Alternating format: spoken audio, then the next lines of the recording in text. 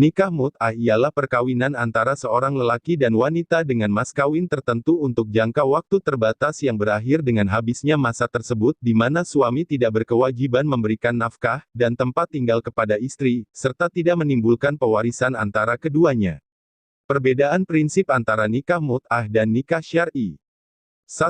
Nikah mut'ah dibatasi oleh waktu, nikah syar'i tidak dibatasi oleh waktu.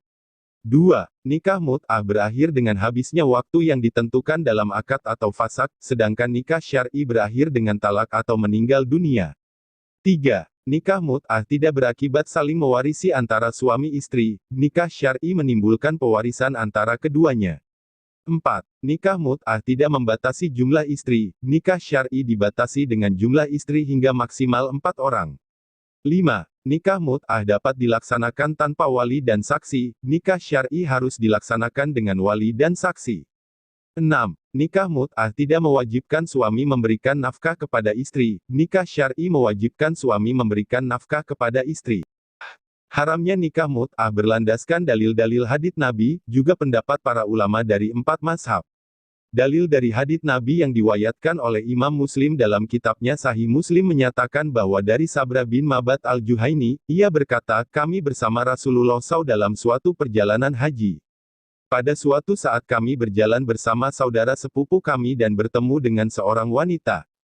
Jiwa muda kami mengagumi wanita tersebut, sementara dia mengagumi selimut, selendang, yang dipakai oleh saudaraku itu.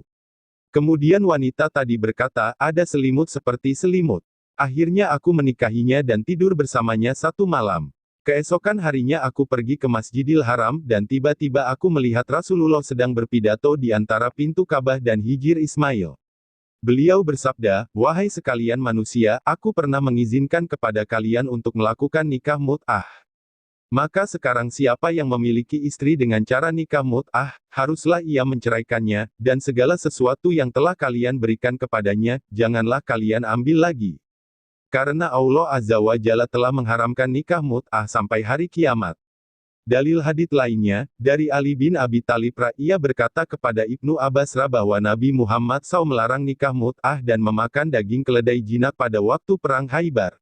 Berdasarkan hadits-hadits tersebut di atas, para ulama berpendapat sebagai berikut. Dari mazhab Hanafi, Imam Syamsuddin Al-Sarhasi dalam kitabnya Al-Mabsut mengatakan, nikah mut'ah ini batil menurut mazhab kami. Demikian pula Imam Ala al-Din Al-Kasani dalam kitabnya Badai Al-Sanai fi Tartib Al-Syara'i, mengatakan, tidak boleh nikah yang bersifat sementara, yaitu nikah mut'ah. Dari mazhab Maliki, Imam Ibnu Rusdi dalam kitabnya Bidayatul Mujtahid wa Nihaya Al-Muqtasid mengatakan, hadits-hadits yang mengharamkan nikah mut'ah mencapai peringkat mutawatir.